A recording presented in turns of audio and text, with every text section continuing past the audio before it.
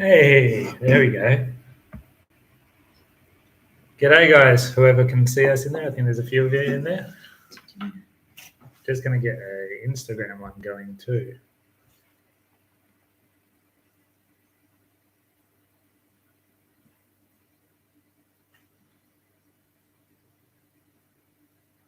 There you go. Hey, how you doing, guys? Over on Instagram as well. We're live stream on YouTube. Hello, everyone on YouTube. Feel free to drop in comments. Let us know who's there because we can't tell. We just came in 5 minutes early just to make sure it was going to work. Yeah, pretty much. We haven't done this before. Yes. So, yeah, we thought we'd just get in early, make sure it was all hunky-dory. Great to see you or hear from you guys as well. Yeah. If you've got any questions, ask away. Yeah, otherwise we're probably just going to start talking about how we got going on our trip, I suppose. Yeah, if they want to know about that, or we can just talk about where we are and what we're doing currently. Yeah, maybe that's more relevant. Yeah. Yeah. Hey, swimming. Well, while we're waiting for a few others to join, we are currently in Barmera. So Lake Bonnie, if you're up to date with our socials, we are up to date. Even our YouTube's up to date at the moment. So yeah, it's a pretty awesome area, but we've got a big flood coming and forecast keeps increasing. So we're not really sure what to expect of this area. So yeah, we're still here for a couple more weeks while there's still work for us, but otherwise, we'll be probably moving on out of here soon because there won't be much. Yeah, we think that we might be gone in about 2 to 3 weeks from here. Not that we don't love the Riverland region, and it's been the most amazing experience being here, but we're actually supposed to be working. Yeah. So we'll be following the work up until about Christmas, maybe just a little bit after Christmas. Hi, the Travel Wells, and hi, Brisbane. Oh, okay, we've got a question in. When the dogs are in the back of the car, are they clipped in or do they just stay in their beds and don't try to jump out? Okay, so... Yeah, so I think they're supposed to be clipped in most states of Australia. Yeah. They don't. If they know we're travelling a long time and their beds are in there, they don't touch. They don't get off their beds most of the time. When we're going to the beach and they know it, they get really excited. Or the lake for the moment. Or the lake, yeah. And then they do tend to play up a little bit. We used to have them on the back seat, and Costa jumped out the window once. That was when we first got the car. When we first got the car, and we learned our lesson really quickly. So yeah, we did have the drawers and the cargo barrier in before we decided to tour, but I couldn't afford the weight, so they were behind the cargo barrier. So they're so used to being in the back now. Yeah, absolutely. We know. I think you are supposed to clip them in, but yeah, we don't do that. No, we don't. But they're pretty good in the car. That's their safe place, and they know that when we're going on a long trip, they usually just bunker down. All right, we just got a question about what place did you like the most in Queensland? Yeppoon. Yeppoon. We love Yeppoon. And every time we talk about Queensland, it always comes back up in conversation. I think it was just... we had been having a rough time just before that too, if you watched our Orange Point episode. Ray was going through a bit of a leak that was pushing us to... We'd had some bad news from home. We were missing our friends and family. And so Yeppoon was a bit of a getaway holiday for us. And it's just... I think it's just that whole area and that coastline. It was just epic. Absolutely loved Yeppoon. Yeah. But then Cape York was an amazing adventure. We loved that. Yeah, Cape York. I mean, it's Cape York. So yeah. We did have one over on Instagram that we'll just jump back to. So Standens Travel Oz asked us when we're going to be in Tassie. So we are going across the second week of January. Yeah. We booked that back in June. Yes, we did. Before we hit the gib, and we're glad we did. Because it's booked out now. Yeah. From what we can see. Yeah. And we've got a return one as well. We booked return for March, wasn't it? April. There you go. April. Early April we come back. So saying March. We'll have just over 3 months. Yeah. Completely over in Tassie. And we can't wait. Both of us have always wanted to go to Tassie. This is the best opportunity for us when we can actually take our time and enjoy it. Yeah, absolutely. All right. Another question. What do you do on those really hot days when you have to go out? Okay. So we experienced this when we were in the Northern Territory. We were getting up there in the temperatures 30 to 40 degrees, and we were doing a lot of unpowered camping. So with the dogs in the caravan, it came down to if we had power and they were on aircon, we asked one of our neighbours to either have take a look at the van to make sure the aircon is still on, or we just tag team. And we personally feel more comfortable at really hot temperatures to just tag team, because if the power cuts out, it's just not going to be good. So we don't leave the dogs in the caravan unless we're 100% sure it's going to be okay for them. And when we were traveling in that period, like when it was the build up to the wet season, there was only a handful of other travelers, and we all sort of got along quite well because we were all doing it out of the norm. So we didn't mind just asking our neighbours to keep an eye, just gave them our phone number. And we never had any dramas. So. No, we haven't had a problem with that yet, but we are very thoughtful and mindful of that, and we'd hate for anything to go wrong at all. Yeah. Sorry, we can't keep up with these questions. Down the road, how you going, guys? This one's a good one. How is it like traveling with a 3-year-old? He seems pretty chilled. That's just what you see. Oh yeah, he has his days and he has his good days and his bad days. He's an amazing little boy. He's really helpful. He's really interactive. He's really fun. Yeah. But he's like that from the moment his eyes open to the moment his eyes close. And so he's only just gone to bed now. It's 7:30 here in South Australia. Yeah. But yeah, he's pretty full on. He's a chatterbox. If you haven't noticed on our YouTube videos, he talks a lot. It's actually getting harder to film at the moment because he wants the camera. So he keeps trying to take the GoPro. So you'll see in this week's release on Friday, a bit of filming. If I actually if it's any good, we'll see. I don't know. But yeah, he's been really good, and he's loved this travel lifestyle. Now that he's sleeping better, the first year was really hard with the sleeping in the caravan, but he's sleeping much better now. Yeah, we definitely did have some rough periods. It's sort of when he goes through one of those like developmental leaps. He goes through a bit of a what we call it, regression. Yeah, and we've only got one child, so those traveling with more than one child, good on you. Hats off to you. Hats off, you're amazing. Keep doing it. It's really awesome. Hi to Mildura in Victoria. Hope you guys are going okay. What about spending? So how much do we spend on groceries per week, month? And how often would you get takeaway or eat out? Oh, yeah. Groceries, no real different than when we were at home. I think it works out to be, $150 to $200 a week? I'd say probably about 200, 250 to be honest. Yeah, or especially in more regional towns. I'd say about 250 a week for groceries. And we do like visiting a local butcher and supporting them. Yeah, we do. That's usually a little bit more expensive. Yeah, and then if you're in a smaller town, you tend to be getting higher prices at your smaller supermarkets, which is fine because you have to shop, and you've got to support local as well. So, yeah. And eating out, we don't eat out that often. Can be a bit hard with Liam and the dogs and stuff like that. Yeah. If we do go out, we'll go maybe to a pub lunch or something. If the dogs can't stay in the van, then they'll just stay in the back of the car. Usually the places we'll choose has a beer gun where we can see the car. Leave the car open where we can see it.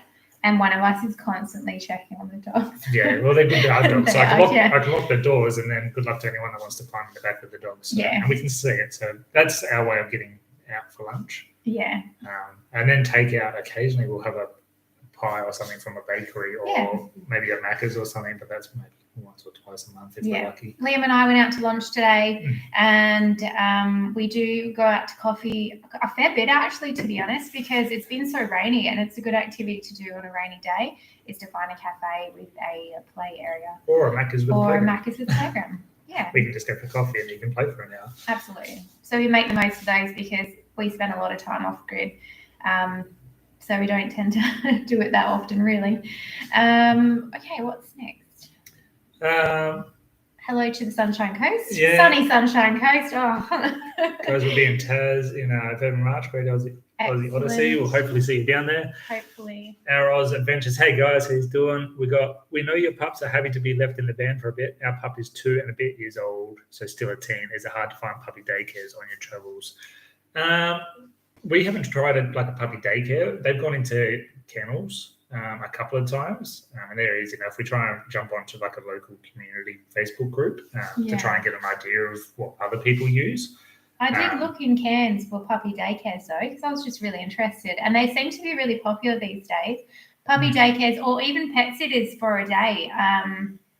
There's quite a few different sites where you can look up a decent pet sitter. Mad Paws is a good one that we have looked up a few times. We still haven't used one, but I think we will next year. We've got some plans in the works that we'll need. It's mainly Costa. Costa is really quite anxious and kind of reactive, so we always feel bad if we're leaving him with someone that he doesn't know.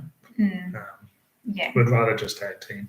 In saying that, we did use a sitter from Mad Paws, I think it was, when we went to The United States. Yeah, back when we were living in Perth. Yeah. And that was actually fantastic. And that was a live-in sitter that came to our house and stayed with our dogs Yeah. for a whole month. And we did full background check, full reviews, and it was just a really decent person. Yeah, it was just a young fella. Sent us lots of pictures of him hanging out with the dogs. It's really good. Yeah, it was really nice. So it does work. Everyone that Travel Australia with Dogs Facebook group is a really good one to join. Heaps of people have recommendations, and even pet swapping occasionally as well. Yeah, so like even when we were in Caravans, we bumped into our mates. I can't remember what their Instagram handle is now. Pat and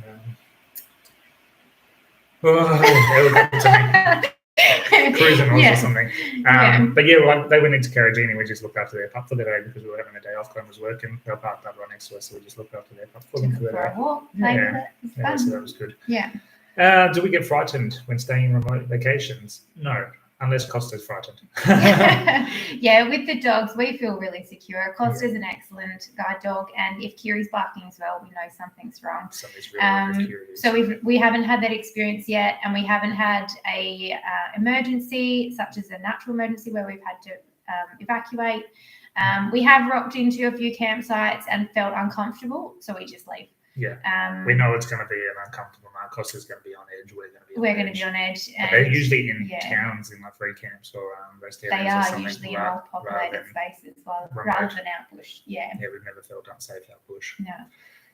It's hard to get remote these days. You usually see that in other campers before you get to your spot. But Do I find it hard to find work when parked up? No, not really. We don't usually look for work once we get to somewhere. We usually line it up on our way to that destination. Like this one, we actually lined up while we were still in WA on route to here. Yeah. So that was 5-6 weeks ahead. And it's just, we're not really fussed on work at the moment. So we wanted to experience the region. So we usually pick the region first and then we see what work is around. So to be honest.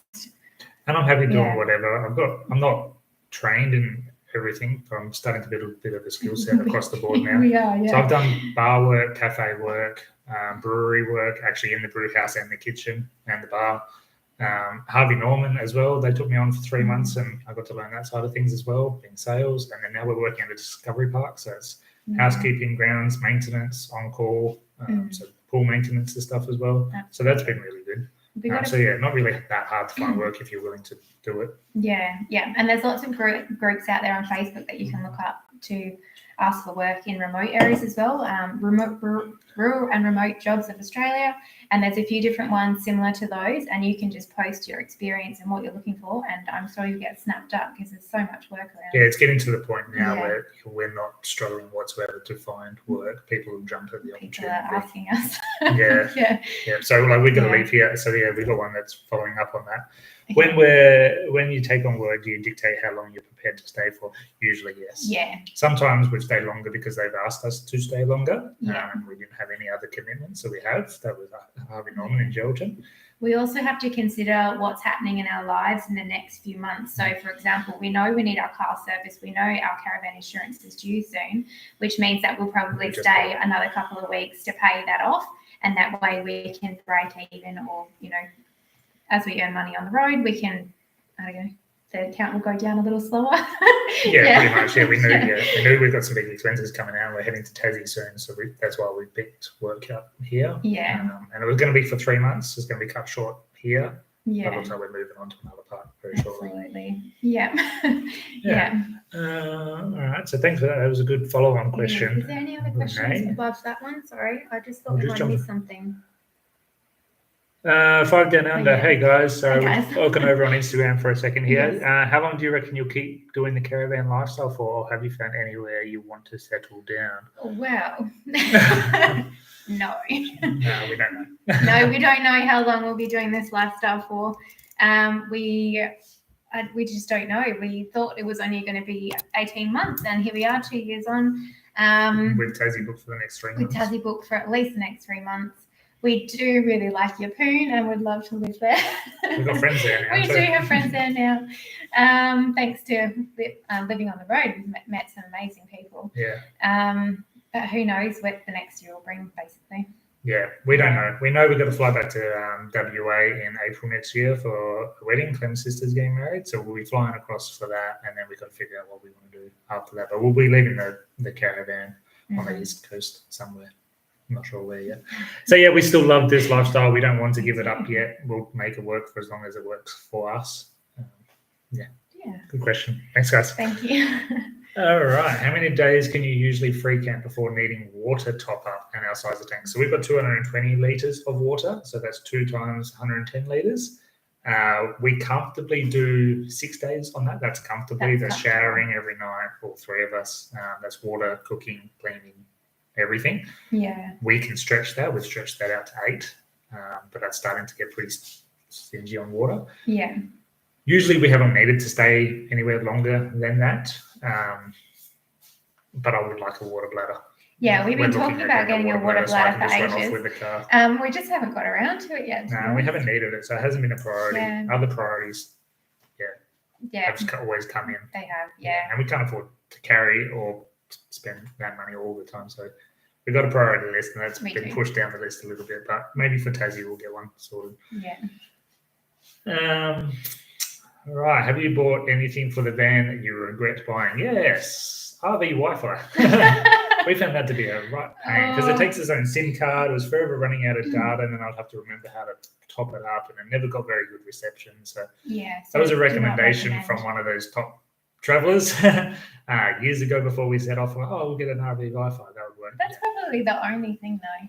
Yeah, we haven't really bought anything that we've regretted. Not that we've regretted. I think it comes with the caravan lifestyle, though. You really have to think everything through, every purchase. Everything needs a couple of uses. It does. It needs to be multi-purpose. How much does it cost? How much is it going to weigh? Where are you going to store it?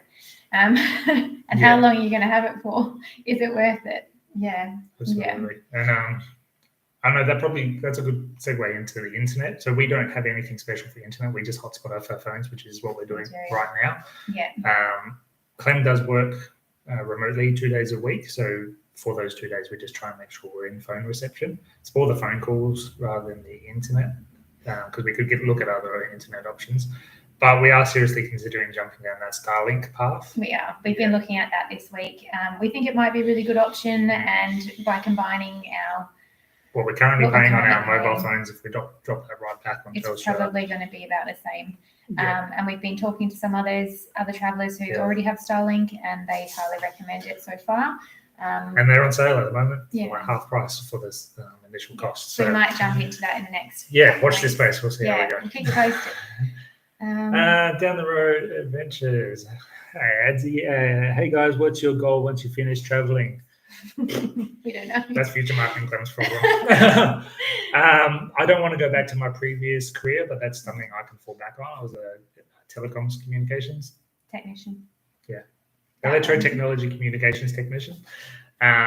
I don't really want to do that again, but I can fall back on that. I'm hoping maybe I can get into this caravan camping sort of scene somehow, maybe selling camper trailers like my old boy, or I don't know. Absolutely. And I was, believe it or not, in the environment and conservation sector, and I sort of had enough of that area for now as well. I'm not sure if I'll go back for that. I did really enjoy the field work. That was really fun. But believe it or not, pretty stressful place to work. So I don't know if I'll be back there. No, we don't know. We'll reinvent ourselves. We will. Yeah. We did not honestly expect to be doing this for as long as we have so far, and we're still loving it. We're still able to keep doing it. So but we're not stressing about that just yet. We'll worry about that later on. Hi, do Cruz and Oz. Hey, Mark, Kate, how you doing? How do you handle all the fans swarming you when you go in public? Doesn't happen that often. It doesn't. We do actually randomly bump into people in the weirdest of places, though, that know us. Like when we went to that Loxton festival. Yeah. Someone just bailed Clem up because they recognise a caravan park. Sometimes the ladies at reception bail you up. They do. And we met a few people, really great families on the road who, I don't know, just overhear us talking or catch us in line at reception. But we don't mind talking to people when we're out about at all. So if you see us, come and say hello. Yeah, absolutely. But it doesn't happen that often. We don't consider ourselves famous. And we will catch up for a beer in real life soon. We will. All right. Another one from Harold's Adventures again. How do you go about your scheduling your services for your van? Do you use the dealer or ad hoc? Dealer or their service centres that aren't necessarily them, and we just try and book. Like I think I'm in Adelaide, we're going in next month. I rang them 3 months ago and said, what's your lead time looking Yeah. like? And they said, well, we're free as of November. So I said, okay, cool. I'll pick a date that works for us then. So we're trying to just look ahead and see where we might be, and then we make that service. We make it happen. Yeah. We're sticking with the New Age dealer or service center at the moment because we're under warranty and we want to keep it that way. But I also do a bit of my own servicing as well on the Absolutely. van. So it's not usually needing much, but we do like to just get them to have a professional look over everything, look at all the suspension, grease, Fix stuff. Yeah, and fix little things, you know, cover pin handles that forever fall out even if they've got glue on them. That's basically where we just look ahead and call them and see what their lead time is. We did that for Townsville. This will be the second one in Adelaide. We've had one in Perth and one in Port Hedland. Yeah, we have. Yeah. Which wasn't a New Age dealer, but it was one of their service centres. Yeah. Thanks for the feedback, Maggie May and Jason Johnston. That's lovely. What app do you advise when searching free camps? Wikicamps. 100%. That's pretty well all we use. Yeah, I must spend at least an hour on Wikicamps when we're on the road. An hour on Wikicamps a day. I reckon if you looked at Clem's insights on her phone and what apps she has open all the time, it's Wikicamps. Yeah, there's so many good things on there, and I love that people leave up-to-date reviews, and there's photos as well, so you can see if it's going to be a level. And we are trying to be better at updating ourselves. Yeah, we're not very good at that. We're getting there. Yeah, and it's great because you can filter by dog friendly as well. Yeah, but we need to remember to turn that off because a water points and dump points and stuff, because they don't necessarily specify that they're dog friendly, they won't show up if you've got that filter on. So little tip for those traveling with dogs, make sure you turn that off when you're searching for that.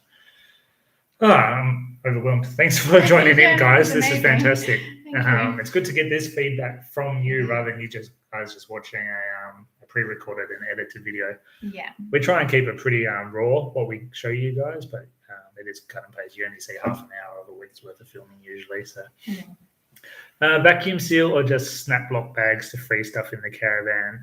We actually just use Tupperware containers. We do, yeah. I think that's just because we've always used Tupperware containers. And we don't have a lot of food that we need to freeze. We don't. We tend in the freezer, to buy what we need and then clear it out, and then we'll do another shop. If we are going off grid for an extended period of time, we'll probably freeze some meals. And we did have our car fridge for a long time, which we used as a freezer. I was borderline on my weights carrying that though, and we didn't use it often enough. It had to be empty. And I had to travel in the van. I couldn't afford to have it in the car, so it was a pain. So we don't have that anymore. We make do with it. But we use Tupperware containers. We also don't fish that much, and I think if we were catching fish, we would be vacuum sealing our fish as well. Yeah. But thanks. That's another story. Good question. Team G Trippin. Thanks for that. Thank you. Love what you're doing. Thanks, guys. Appreciate it. We love Wikicamps too, so they're good. Yeah. Yes, I am loving these live chats too, Marie. We've logged into a few other travellers doing this as well lately. I think you'll like this question.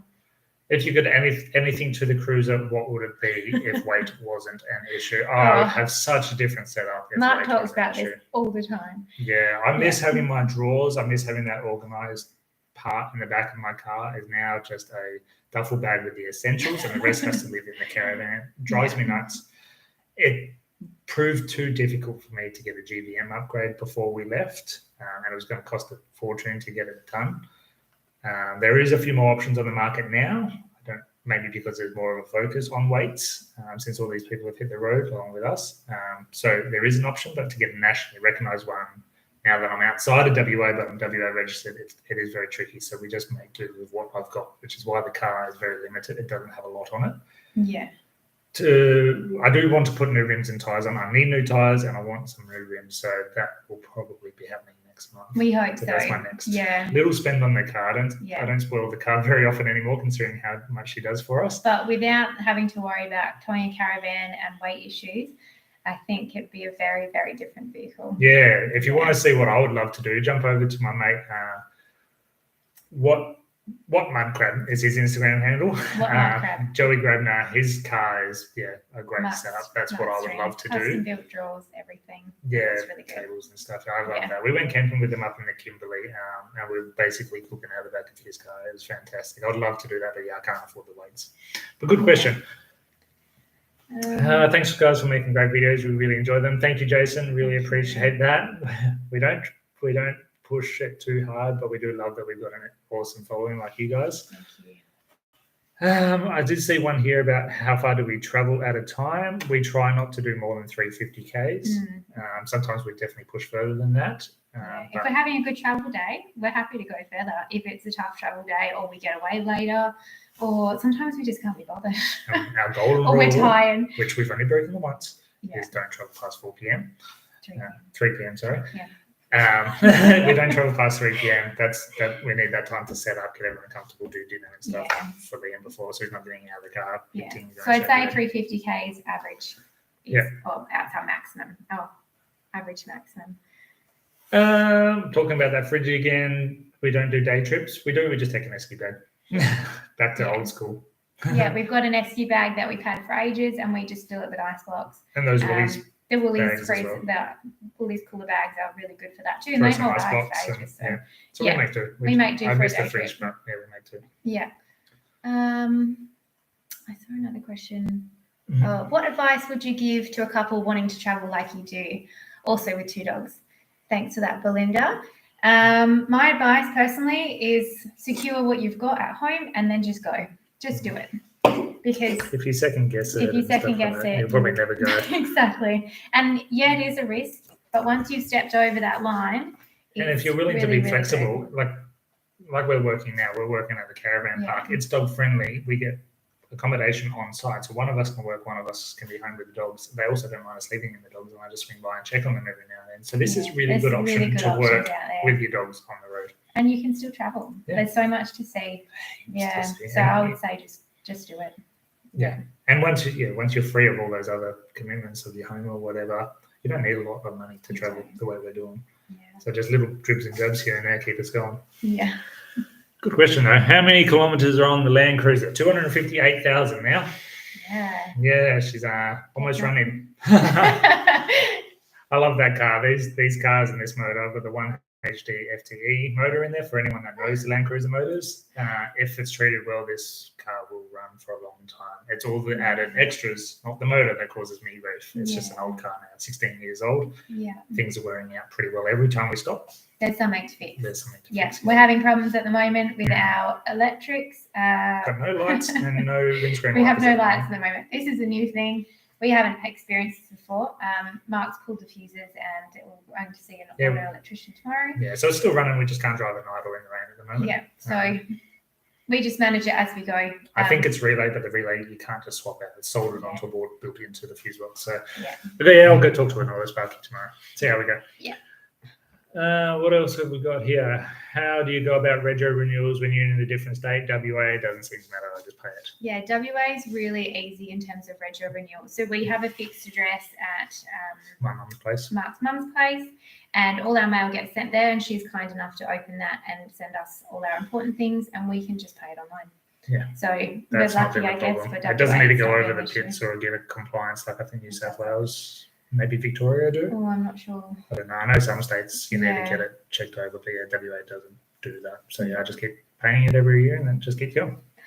I don't want to put mine over the pits. They'll find too many leaks. Have we seen anything strange out in the old outback? Hi, Sweatman. Good question. Yeah, of course that came from you. No, not really. Anything unusual? That place up in the Northern Territory near Devil's Marbles with the UFOs. That's if anybody's been through there, put the name of that place. Yeah, I can't remember. I can't remember. Something Wells. No, not Caravans. That's in South Australia. Yeah, I can't remember. No, we haven't experienced anything otherworldly on our travels. Seen plenty of strange people, especially in the outback. How do you rate the cruiser pulling the van? Good. Oh, you've got a 1 HD FTE too. Lovely. I don't have a problem because the car is now quite light, and I've got just a mounted chip, so it's just plug and play, not tunable chip.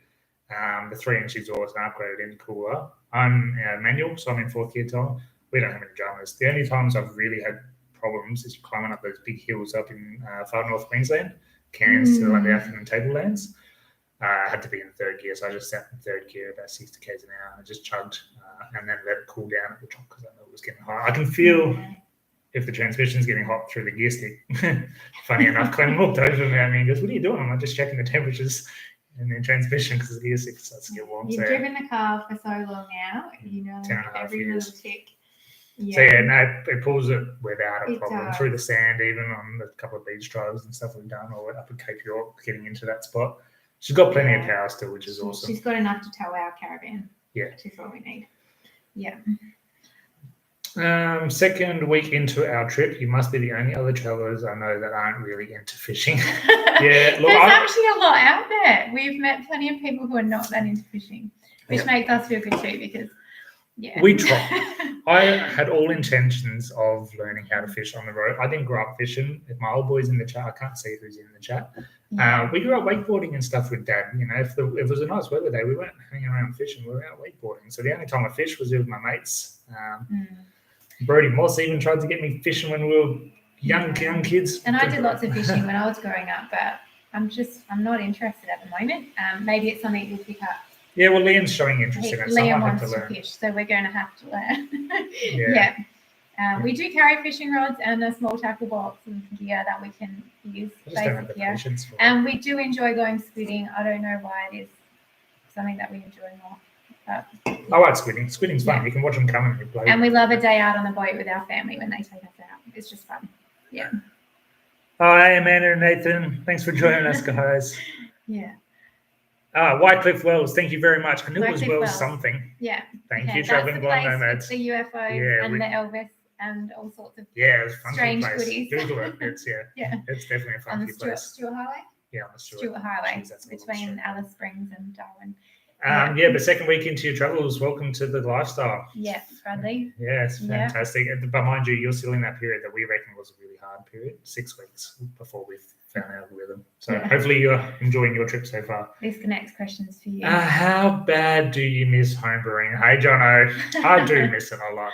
For those that don't know, I used to homebrew quite passionately before we left, and I couldn't find a way to continue doing that on the road with our setup. I know others do, but I was doing the full grain milling and making my own recipes, not just out of kits. To try and figure out how to do that on the road is too hard. But luckily enough, I've been working at some breweries along the way, so I still get my little fix every now and then. If we ever get near Port Broughton, let us know. We'd love to meet you guys. We'd love to meet you too. We did actually go to Port Broughton 18 months ago when we first rolled through SA. We did, yeah. Yeah, it was actually really fantastic little caravan park there too, right on that little inlet. Yeah, we stayed at that little caravan park there. We were only there for a night. It was school holidays. Yeah, we regretted actually staying there. A beautiful park, but wow, it was busy. And that's on our start of the York Peninsula Adventures. We had the best time there, but the weather was just tipping into winter and we experienced a bit of rain and cold weather on the York Peninsula. And we didn't do we had some amazing weather. We did. Days there, sunny days, but it was cold. Yeah, Point Turton was cold. Yeah, but Port Broughton, thank you. There you go, Michael George, 500,000 on yours. Yep, that one's running. Well done. Thirdly, thanks for always getting back to me on my early questions I had before hitting the road. How important is it for you to chase reasonable weather? We prefer it, obviously, but it's not a deal breaker for us. Like we stayed in SA once it got really quite cold last year. We rugged up and we still had a fantastic time. But it certainly helped fast track our exit. We started booking the north. But like we're going to Tassie soon, and we know it's going to be cold and a little bit damp and stuff like that. But we're prepared for it. We've got our diesel heater that works really well now. We've got some really good jackets. So it does affect you. I do recall also when we were leaving Queensland last year, we kept getting some storms rolling through in southeast Queensland, and that definitely helped us make our decision to leave a little bit earlier than we were going to. But then we were going back through the Northern Territory as the build-up was starting, so I'm not sure how wise that was. No, and then we went through the centre in June and July, so it's freezing all around. So maybe it doesn't dictate us all that much. I think we try, but we don't really care. Yeah. We do like dodging the crowds every now and then. It got a bit much down in South Australia. It was really do we plan on having more children while we're traveling? That is the big question, isn't it? We don't know. We don't know. We are definitely thinking about number 2, but we've got to figure out if we want to be in the caravan or maybe we just stop for 6 months to let ourselves settle into that. We don't know. And maybe continue. We don't know. Yeah. Watch this space. But to be honest with you, we don't know. Was there another one just here that was a good one? I'm not into fishing. I hear you. Yeah. Yeah. Hi guys, great live. In relation to the Rego Victorian, the same, no check over each year. Yeah, cool. Okay. I've heard somewhere they do it. Yeah. How do you think your new age stacks up against other similarly priced vans like a Snowy or other sub 80k equivalent? Our budget is 75 and everything is 100 plus. Yeah, I know it's getting crazy it's at the getting moment. absolutely mad. Look, I didn't know too much about caravans when we first started looking. Clem already knew about the new age brand and liked them, so she talked me into going to the dealership to get an idea of layouts and what we wanted. And for that price point, ours was 75k. We talked them down a little bit, but it was 75k plus a few extras. We did get some extras, but I feel like it's shot up since then. Yeah, they have had a price rise.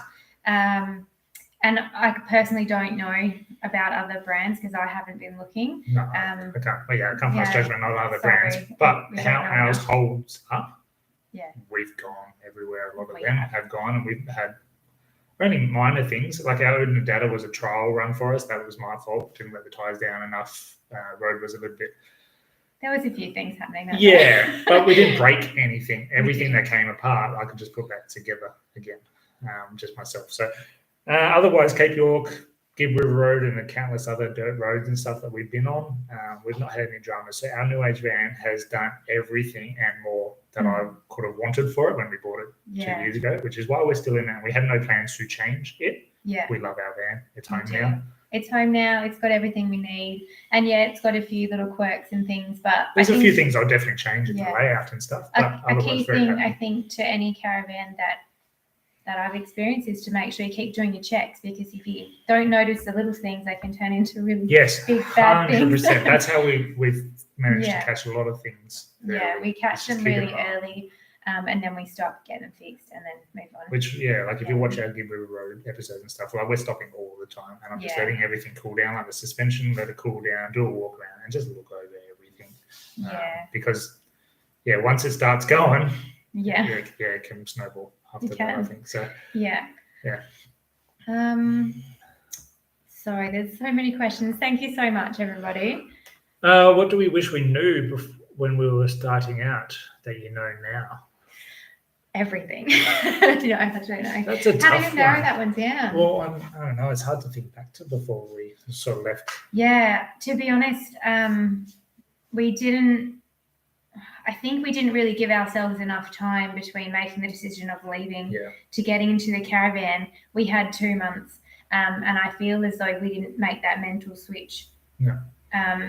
So I sort of... We knew we thought we had a time limit of how long we could go for. And once we got the van, we wanted to make use of that first rego. It came with a year's worth of insurance as part of the sale. A massive fuel voucher, which was so we were like just keen, let's get going as soon as we get that van, let's go. So it was only like 3.5 weeks or something from getting the van to when we left. So I guess, what do you wish you knew when you were starting out that you know now?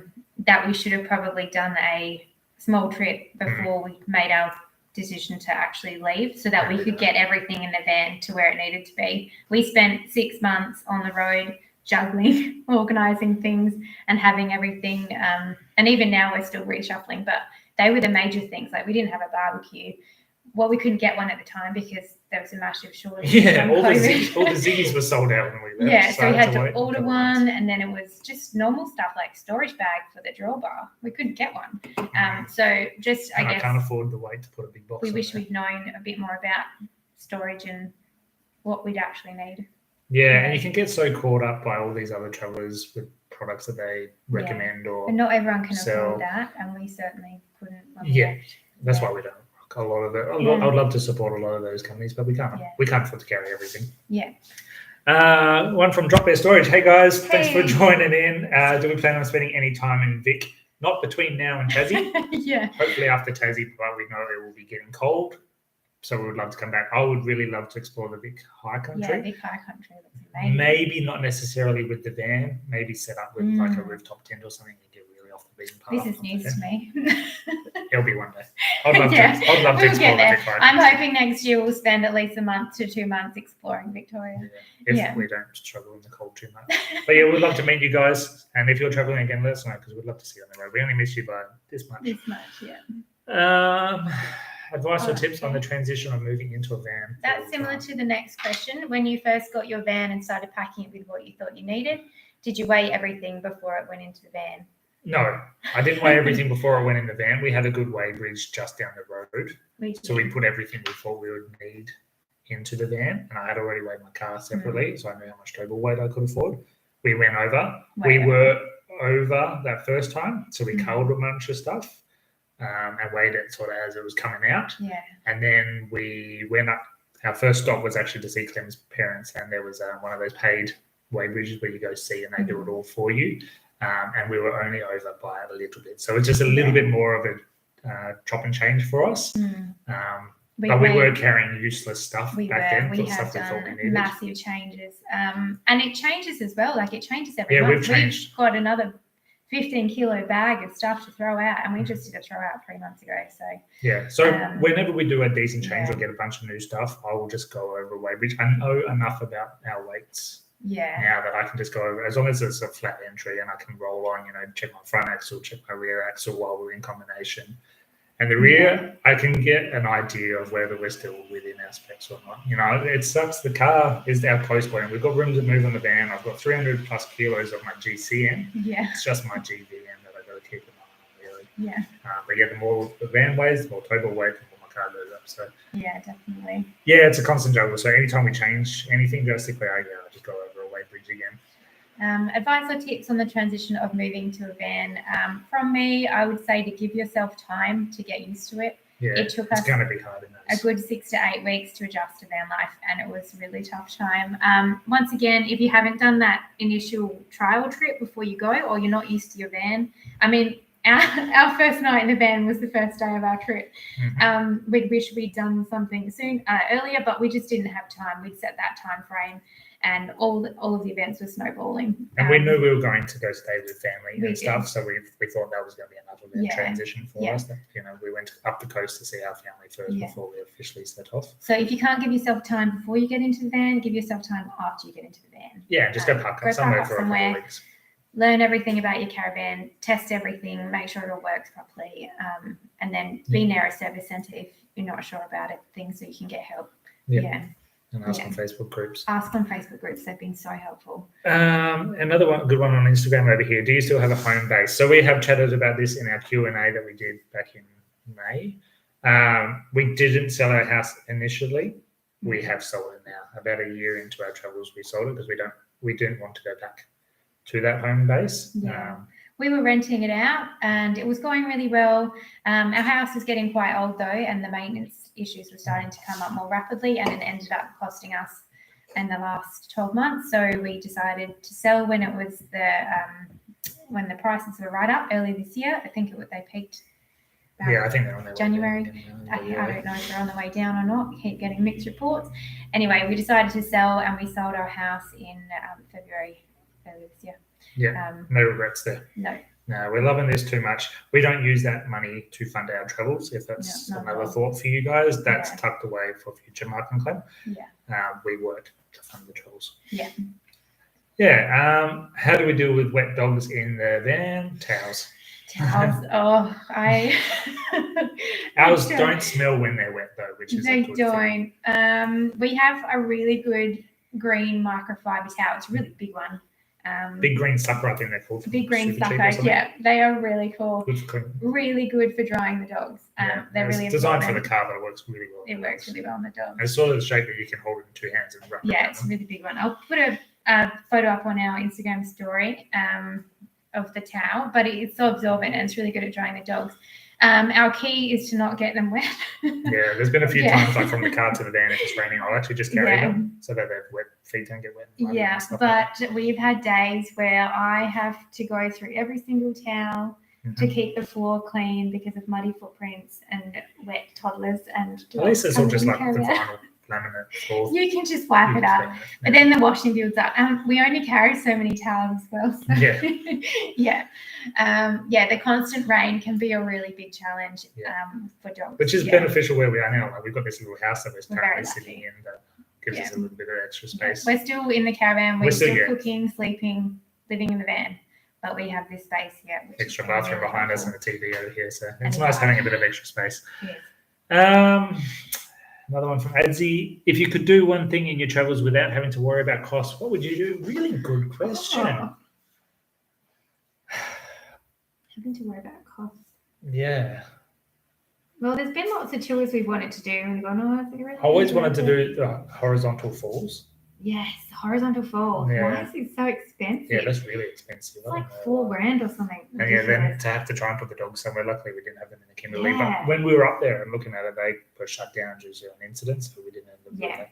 So, but how good is Broome though? So I'd love to go and stay in Broome, and then do a horizontal so for those fly and cruise. Are up to date. We didn't do Broome. We used to live in the northwest of WA, so Broome was a regular destination for us, so it wasn't on our list to go up there this time. So we went to Derby to see our friends instead and did the gig that way. Yeah, either that or there's some really good cruises that go up along the Kimberley coast, and they go to places that you can't get to by land, and that would be such an epic adventure. I mean, you can't swim because of crocodiles, but it's just amazing place to visit.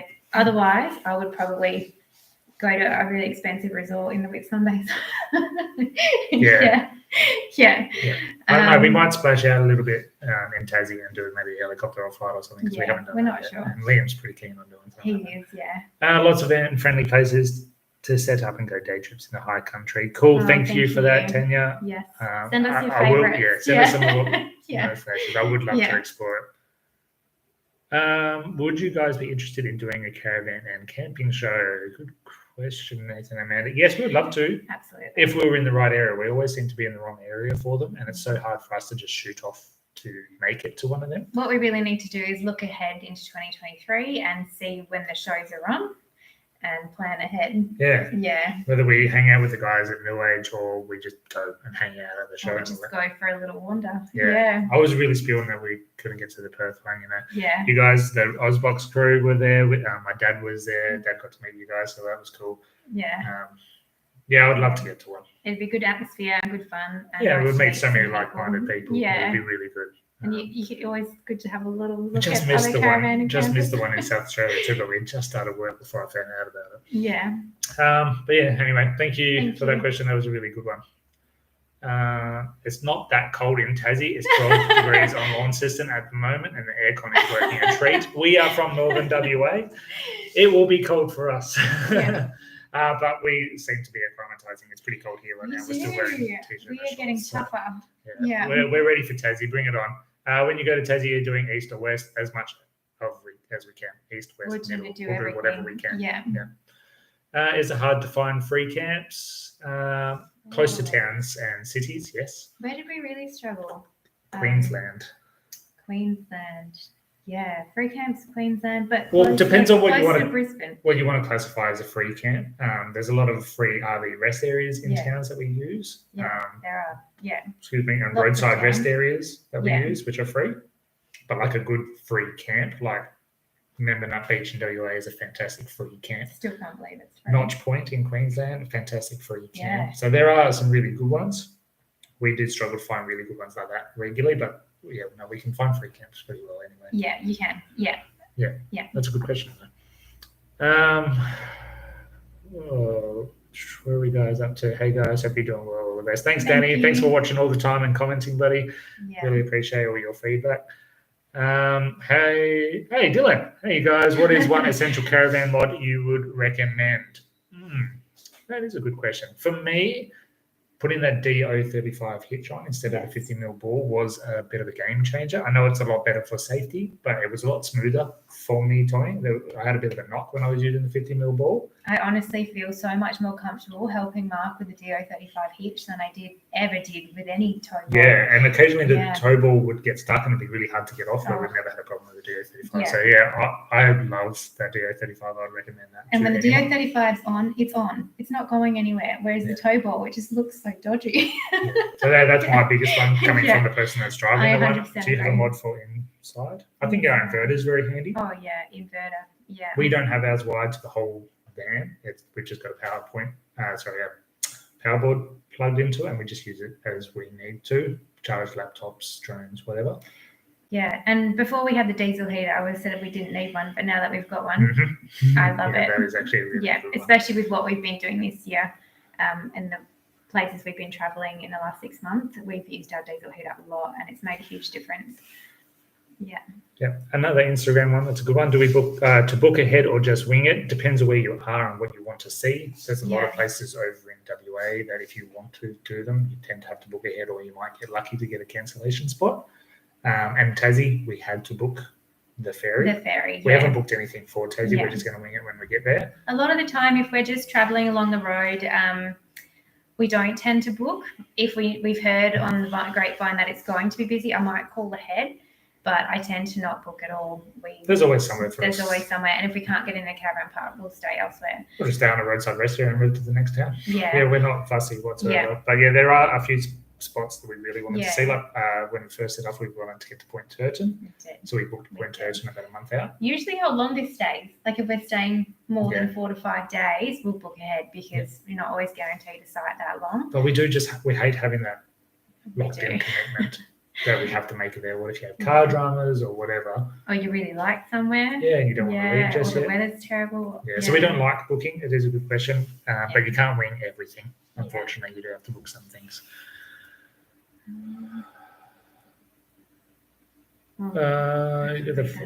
That's the standards. There's about $1,000 per person to do the horizontal. 1,000, so that's still out of our budget for something on this. Something like that. The horizontal falls, that is. Everyone else? How's work going at the van park? How are the puppies and Liam liking it? So we're really enjoying it. It's a really great setup. Like we said, we've got this house here. The van park's really just across the road. It's good work. We get along really well with pretty well the whole team there. So it is good experience for us. And just the purpose of having this as well is really good. Liam's loving it because he's got access to the jumping pillows, playgrounds, and splash parks and everything. And during the week when there's no other kids here, he's got free reign of it all. He does. And then on the weekends when all the kids are here, he's like, Mum, there's other kids on the jumping pillow. Yeah. I'm like, yeah, cute, go and play with them. And the dogs are loving it because we've got a yard for them and it's a fenced yard, so they're not cooped up in the van or the lead or whatever. And it's really easy to exercise them here because there's a walking path along the foreshore. Yeah, we'll just let them go for a swim in the lake. It's really good. Yeah. So we are loving it. It's something we're going to try and stay in the system and do this again somewhere. Yeah, this is a really good question. Any tips for getting longer out of your water tanks? Family of 4 here, and we seem to go through them really fast. I could see with a family of 4, you definitely have challenges. We can. First tip though is make sure you're actually filling the tanks. A lot of people struggle to get the full capacity out of their tanks. Yeah. A quick, easy fix is to fill them from the bottom, the outlets, instead of the inlet. I still fill it from the inlet because we've never had a drama, but we do have the fittings to do it from the bottom. Also, you can get a little flow meter from Bunnings or something. Make sure you actually are putting in 100 litres or whatever. For tips for saving water, though, little ones like when you're waiting for the hot water to come through, fill the kettle or water bottles so you're not wasting that water. Fill our water bottles. I just have them on the bench usually. Yeah. Yeah. Because hot water can take forever when you're on gas. And sorry to talk toilets, but in the toilets we try to limit flushing, and we actually just have a squirty bottle with the pink chemical mixed with water to help just clean the bowl. It's good for when you're off-grid. Hand sanitizer. Yep, for just general use. Quick wash of your hands rather than actually having to scrub them. Yeah. Depends on what you're doing, obviously. Yeah. Liam's pretty shocking. He'll turn the taps on. We have to watch him now. But there's little things, and like with dishes, really hot water and soapy. You don't need a lot of water. We only put a little bit in the sink. Yeah. So there are little tips you can do there. Yeah. And then if you're not doing anything drastic, don't have a shower, then you'll make it last a little longer. That's how we push it. What you're doing. That's how we push it out to 8 days or so, a couple of times. But if you're parked up on a beach or something, I like to rinse off the salt before I have it. Yeah. And we tend to. It's getting a bit trickier now that he's getting older. But Liam would just have his plastic tub, and we just fill it up with a little bit of water and so he would have a bath rather than a shower. A bath rather than a shower, so that we're not having that water running, because it takes him ages to get in the shower and you'd just be wasting water. I hope that helps a little bit. If you need any other tips, flick us a message and we'll try and think a little bit more actively. We have touched on it in a couple of episodes, but maybe we should do it. Maybe we should do a little bit more. Somewhere down the road, have you had any issues accessing anywhere you want to go with the van only being semi-off-road? No, I don't think it's because it's semi-off-road where we've struggled. It's the physical size of the Caravan, actually, that's a the good point. approach and the descent angles and the turning radius. Having the van on is the only times we've had issues. Yeah. Being the Yeah. suspension and the clearance has never really been an issue for us compared to an off-road, like a true off-road. It's generally the width of the van that will let us down. Yeah, like Notch Point. Getting into Notch Point is tight for a big van, regardless of if you're semi or off-road. Centimetres on either side. Yeah. And if you make one wrong move, you'll scratch a So Caravan. I think semi-off-road is more than good enough for what we're doing. what Yeah, we're we doing. don't do Probably for 90% of the straightforward people out there, driving really. without Caravan. We've taken ours onto a couple of beaches and a couple of spots up at Cape York. Off the beaten path was a bit hairy, but yeah, I don't think it's the fact that it's semi-off-road that we've struggled. It's the sheer size and the angles that you've got to worry about. Like even getting onto Jarden Ferry is tricky. You've got to go down and then back up again. So I hope that answered your question. Lots of farm stays out there. Are they all as good as Are they all good as per Wikicamps, etc., or is it best to check out first and then decide to stay or go? Good question. Thanks, Arrows Adventures. Yeah. Every farm stay we've stayed on, we have enjoyed. We do look for reviews on Wikicamps and see what recent even reviews your say. Facebook reviews for the really big farm stays. Yeah, jump into the Facebook groups and do a search on that farm stay and see what other people have said. Yeah. We've only stayed at we've stayed at a few now. Yeah, and some of them that are actually caravan parks, but they're still a working farm as well. So they might feed the animals once a day. Yeah. Over the fence. Yeah, the proper farm stays, like the one we just did, Ben's Park, was fantastic. And we saw that on Wikicamps, but we always go into everything with a grain of salt. You can't trust what everyone says. Absolutely. Some people have a fantastic experience, the next people won't. So. Yeah, that's true. That's a tough question, actually. Yeah, you might go to somewhere that's got rave reviews all over Facebook, Instagram, YouTube, but it might not actually be that good, or you might just cop bad weather while you're there, or family will have a bad day. It might not be the experience you're looking for. I'm not sure. There you go. There's some more stuff about the Vic High Country. I'll be going back through this and reading over it. Sorry if we're not answering your question. We are getting more than we expected. And really, really loving it. Love chatting to you guys. So thank you so much. What's your favorite camera, drone gear, and that we like to use? We only use a GoPro 10. That's the one we talk to, and if we're playing in the water, it's a GoPro 8, which is what we started our YouTubing with. And I've got the DJI Mavic Air 2, so it's a little bit outdated now, but still works a treat. And that's all we've got. And a lot of the photos that you'll see that we're posting are just from our iPhones. We've both got iPhone 11 Pros. I just give them a little touch up in Lightroom. I'm not a photo editor or anything, but a little touch up in Lightroom to get rid of the haze and just bring out some of the shadows and stuff. So that's Adobe Lightroom, which is on a subscription. There's a free version. I've just been using the free version for the last couple of years. But it just gives the colours a little bit more realistic look rather than just being dark and colourless. Yeah. But I try not to over exaggerate them. All right, let's jump over to here again. Sorry. Hi guys, where did it go?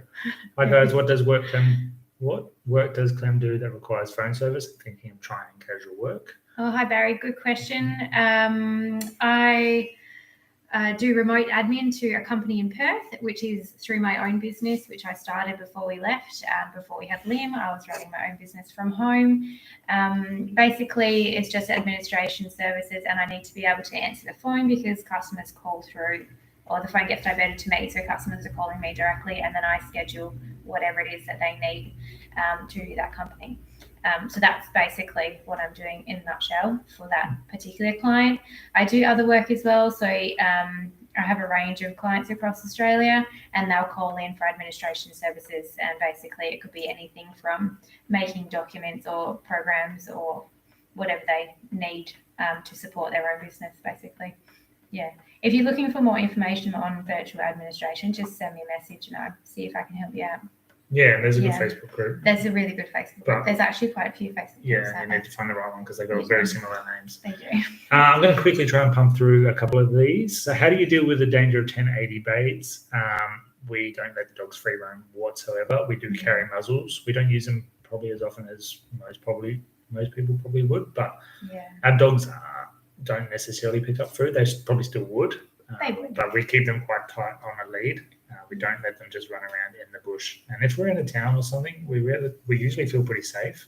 But some towns, like when we stayed out in Outback, WA, they had signs everywhere saying 1080 had just been dropped. So sometimes the dogs just won't even get any reserve you have to be cautious of, and then anywhere signposted, cattle stations, I guess basically anywhere across Australia.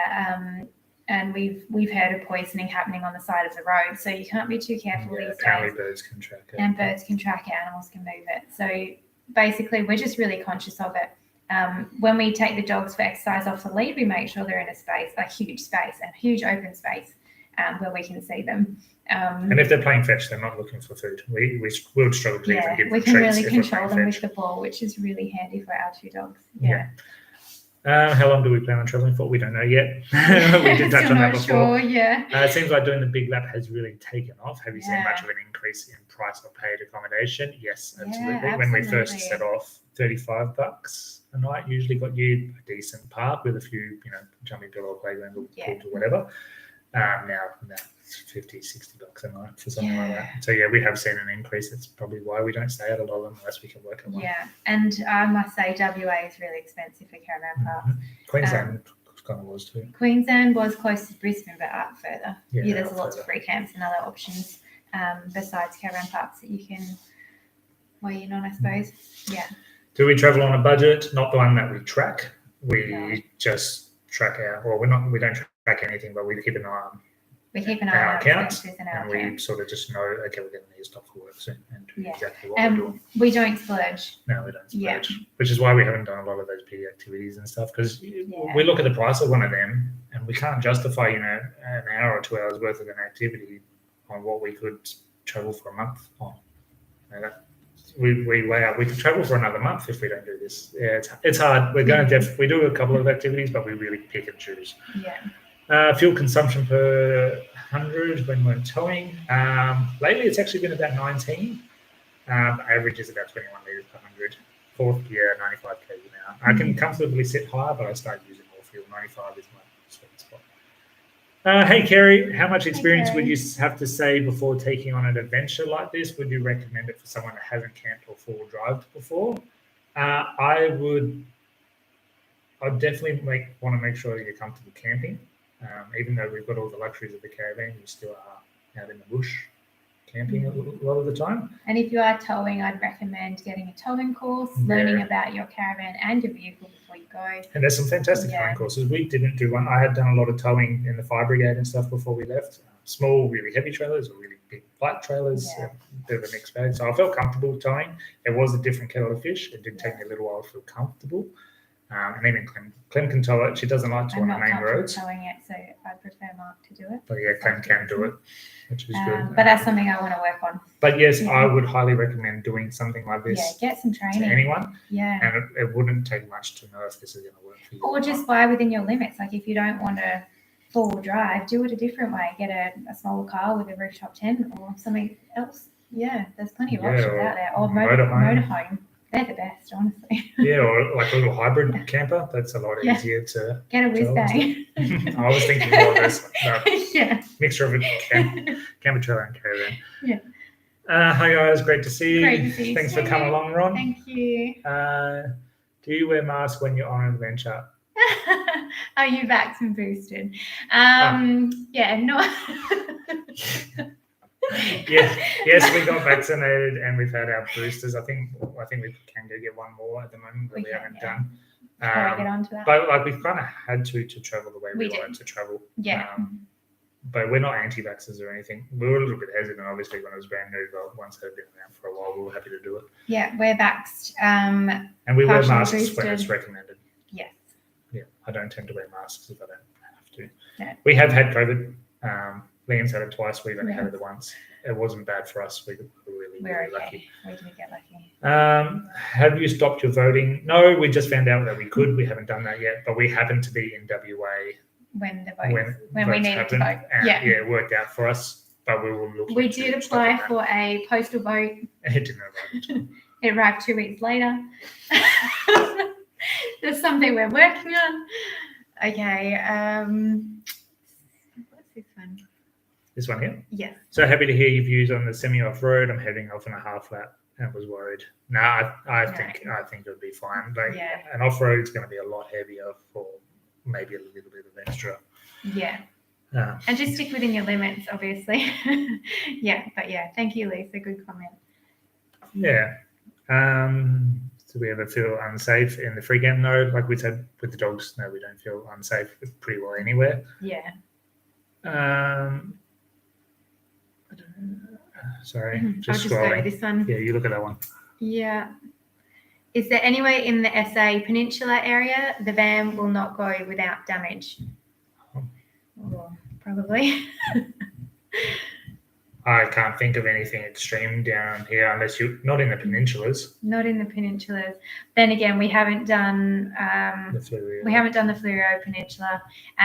We're not sure if we will because a lot of it is national park, and we might come back and do that at another point. Am I getting that confused again? No, that was right. But like if you yeah.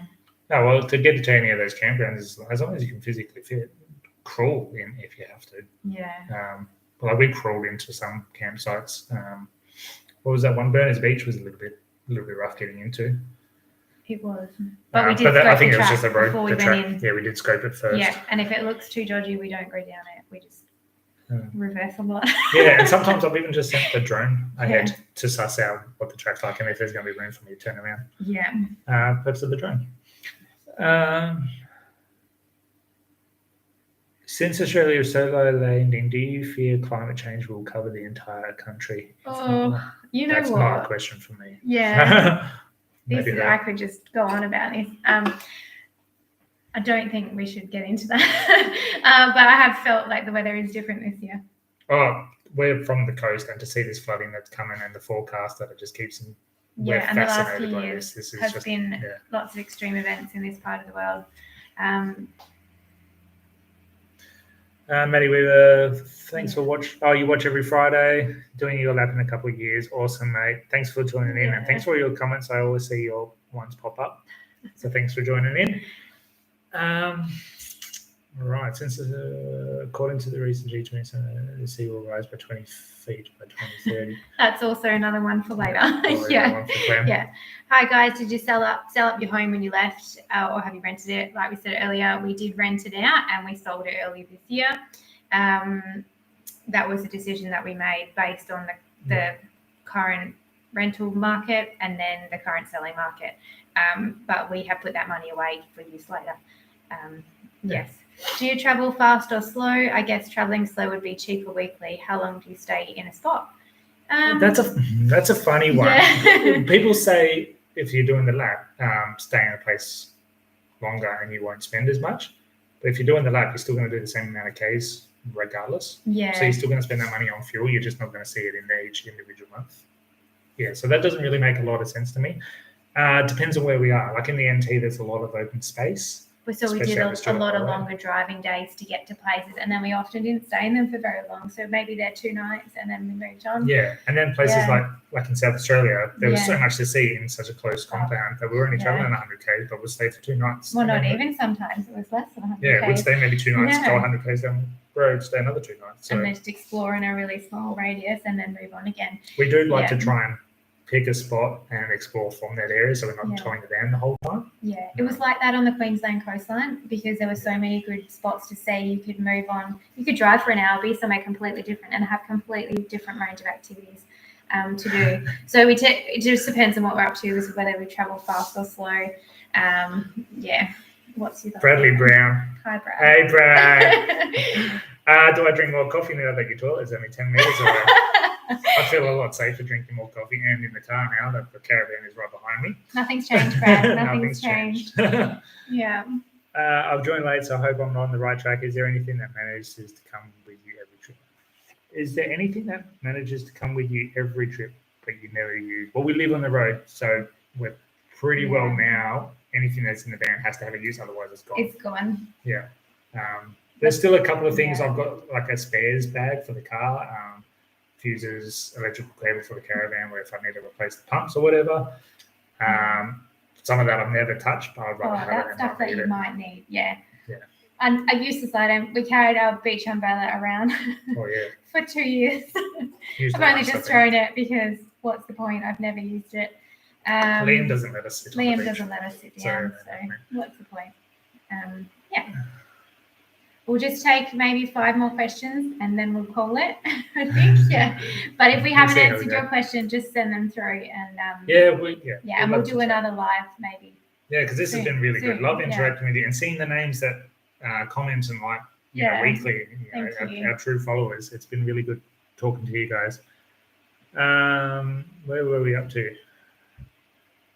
As we are heading the same way you are, can you recommend any spots in South Wales before you hit Adelaide? Which way are you coming from? WA, I'm guessing.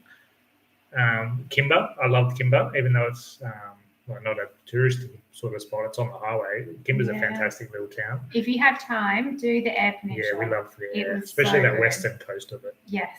Kalubi Beach. Yeah. Walker's Rocks. And, Walker's Rock. Yeah, there was some Port fantastic Lincoln's areas. beautiful. Coffin Bay. Yeah. With the price of diesel, is diesel still the go-to fuel, or would a V8 petrol cruiser now be a better choice? I don't know. I've always been a fan of the diesels. I like the low-end torque, but I know the modern-day V8s definitely hold their own now. Obviously, I'm driving a 16-year-old car, so I'm a little bit behind the times. Petrol is cheaper. I don't know why. I'm pretty sure diesel is a byproduct of making petrol. Yeah, I don't know. Let's see what the future holds. But at the moment, I don't plan on changing anything. But yeah, maybe a V8 petrol would be the way to go nowadays. It seems to be what the manufacturers are looking towards. Yeah. What kind of tools do you carry? Good question, Belinda. I've got a very basic set, but enough that over the 2 years it's sort of allowed me to do anything I need to do. I've got a little socket set with all the really common sizes that my car takes, and we'll have the Caravan, or the Caravan uses many of them. Like your 10 mils, the 12 mils, 13s, 16s, 19 for the other wheel nuts, 21 for the other wheel nuts. I've got a spanner roll, a full spanner roll, but they're ratchet ring spanners. I've got hammers, pliers. Drill set. Yeah, the drill and the impact driver.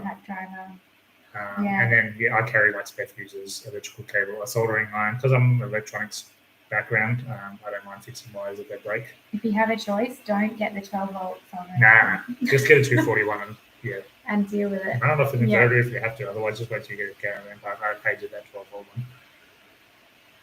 That's basically, it's a very basic tool kit, but it allows me to do cable ties.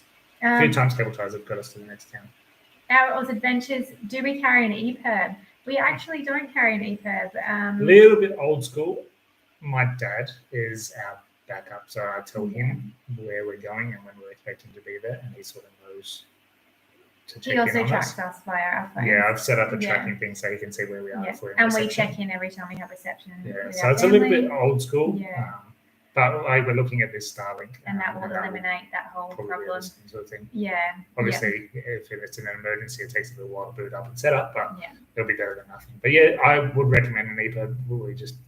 I think the only time where we've ever been truly off grid and with no one around. Like I've got the UHF, I'll call people. I think there's always been someone around. There's always been someone around. Even on the remote roads, the Gibb River Road and Cape York, there were people everywhere. So we didn't really feel isolated. There are a couple of spots on the Stewart Highway in the Northern Territory where we felt isolated. But that was by choice too. That was by choice, and we knew where reception was when we needed it. Yeah, so we weren't particularly concerned. Yes, Aussies leaders. And hey, Paul. Hey. 220 per litre in SA. Yep, probably is down where you guys. Still 230 here, I think. 233. Yeah. How many litres per gallon? Litres. I don't know. I don't know. Sorry, I don't talk gallons. Litres and gallons, aren't they? Yeah, I don't know. This was awesome. Thanks, Jason. Really appreciate you jumping in and your contribution. Thanks for. You're welcome, Belinda. Glad we could. Sorry for anyone that we didn't. One for the road hour. Jeff, when we catch up in Taz, can we not drink? Coach? I'll see you, great. Let's do some whiskey or something instead. Cool. Do I want to take on an extra Kelpie? Oh, no, two's enough. There you go. 5 down under. You guys use and Starlink. Yeah, I think it's definitely something we're going to consider, especially while the price is how it is. Yeah. definitely. All right. Thank you for your Yeah, feedback, people everyone. are thanking us. If we did miss your questions, just send them through in a message and we will get them. Yeah, get and I back to don't you. know, like we said, we haven't done this before. I might be able to go back in and answer them if you jump in and check this chat afterwards. I don't know how that works, but yeah, or flick us a message on Facebook or Instagram. I'll find you. Yeah, we're happy to chat. Like, Yeah. I hope it came across that we are an open book. Yeah. We like to share what we do. We're just regular people, just like you guys. So if you're looking into this, yeah, we recommend it. Yeah. It's not all roses. Sometimes we've definitely had rough days. Yeah. We try and show that, but at the same time, we're not thinking about our phones or the GoPro when we are having those rough days, so they're not always captured. Absolutely. But thank you so much for coming along, both on Instagram and YouTube. Blown away by how many of you guys jumped in and Thank you. the questions, the comments, the feedback. It's all been fantastic. I think we'll have to do this again soon. Let's get through this period because it's going to get pretty hectic around here very shortly, I think, lead up to Christmas. So watch this space. if we don't see you guys and our YouTube falls behind again, we hope you all have a fantastic Christmas period and New Year's period. Thanks heaps for following along in our adventures. We hope you continue to enjoy it and we hope to continue bringing it to you. Yeah. We enjoy it. So yeah. Thank you so much, guys. Thank you. You have a great night. Cheers. See ya. Stop listening. Oh, yeah.